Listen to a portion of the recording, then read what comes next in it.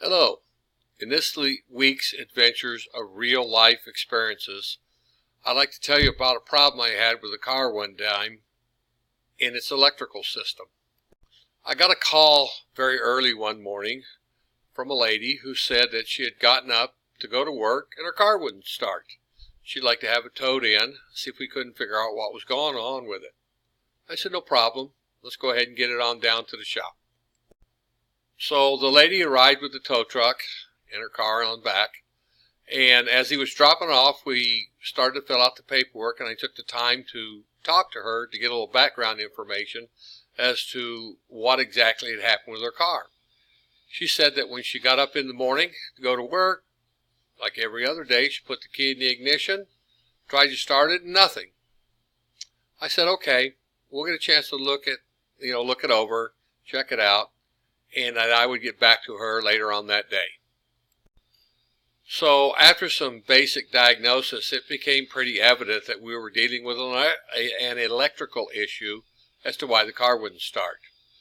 So first thing we do, of course, anytime you have an electrical problem, is you pull up the electrical schematics for the car.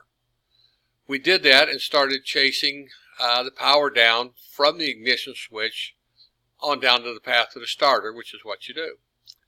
We got to a point where some power along some lines up under the dash just seemed to quit.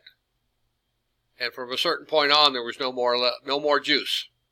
So I called the lady, told her what we had found, and got authorization to move further on, basically taking the dash apart to see what we had. We pulled out the glove box and started digging in underneath the dash, and lo and behold, we found a rat's nest. No, a literal rat's nest.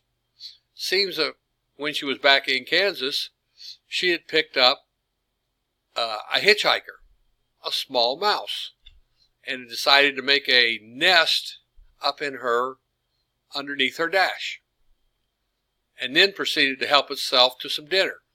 Mainly some of the wires inside her car. Yes, folks, it seems that rats have a liking for wires.